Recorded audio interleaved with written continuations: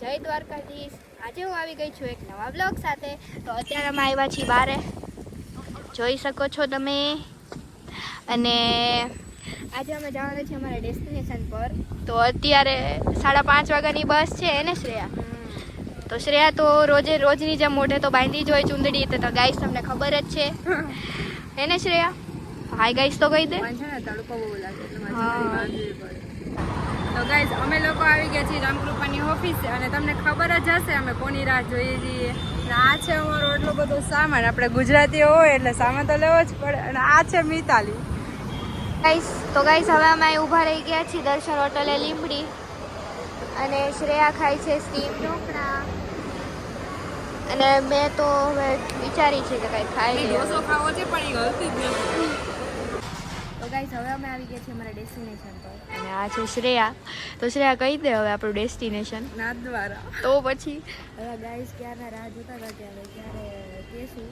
તો હાલો હવે અમે ચા પીવા જઈએ, કેમ કે અમને ચા વિના તો મજા જ નથી આવતી। ગુજરાતીઓને સવારમાં ચા તો જોઈએ હે ને શ્રેયા? હા, ચા વગર તો ચાલશે જ નહીં। હું ચા નથી પીતી, પણ આ મિતાલી માટે તમારે ચા લેવી જ પડશે। હવે અમે ચા લઈ લીધી છે એને શ્રેયા જો। હવે તો ચા તો જોઈએ જ, પણ હવે તો અમારે મંદિરમાં જવાનું છે થોડીક વાર પછી, થોડાક ફોટા પાડશું અને પછી મંદિરમાં જશું ત્યારે તમને દર્શન કરાવી। જો કે ના ફોન તો નથી લઈ જતા। શેરીમાં ફોટા પાડવાના? હા, તો શેરીમાં જ ફોટા પાડવા હોય ને। જો ગાઈઝ આવી શેરી કોને હોય? આપણે રાજકોટમાં તો આવી શેરી જ નથી છે હો, આપણે છે ગુંદાવાડાની માર્કેટ છે।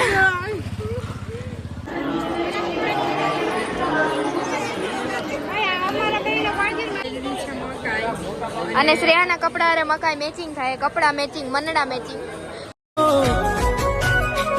મારે કપડા મેચિંગ, મનડા મેચિંગ, દલડા મેચિંગ કરવા છે।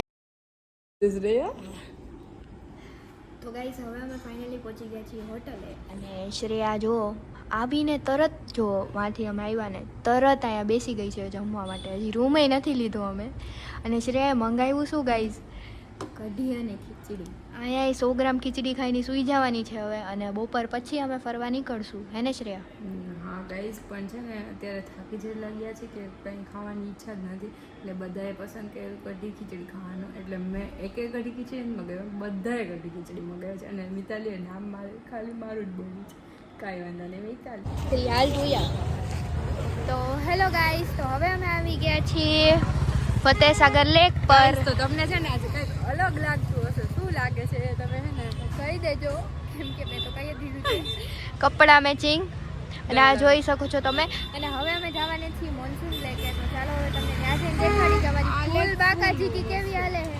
અને આ તો લેક શ્રેયાને બહુ ગમી એટલે રોકાઈ જવાની છે ને શ્રેયા? આજે હું અહીં નથી રોકાવાની। અમારું ડેસ્ટિનેશન તો તમને ગાઈસ કેવું લાગ્યું એ તો જરા કોમેન્ટ કરજો। તો ગાઈસ હવે અમે આવી ગયા છીએ ઝૂમાં, કેમ કે શ્રેયાને મૂકવાની હતી। મને નહીં, એનો છે ને કંઈ ફ્રેન્ડ રહે છે એનું, એ તો તમે બધા ઓળખતા જ હશો, એટલે હું છે ને તમને બતાવીશ હમણાં એનો ફ્રેન્ડ। એટલે છે ને એને અહીંયા એક મારે ઝૂમાં જાવ, નકર અહીંયા મોન્સૂન છે ને પહેલાં સાથે તો ત્યાં ન જવું એને, અને અહીંયા ઝૂમાં આવું હતું એને એટલે હું ઝૂમાં આવી। હા, પણ ગાઈસ ઝૂમાં તો જવું પડે ને હવે પ્રાણીઓને જોવા।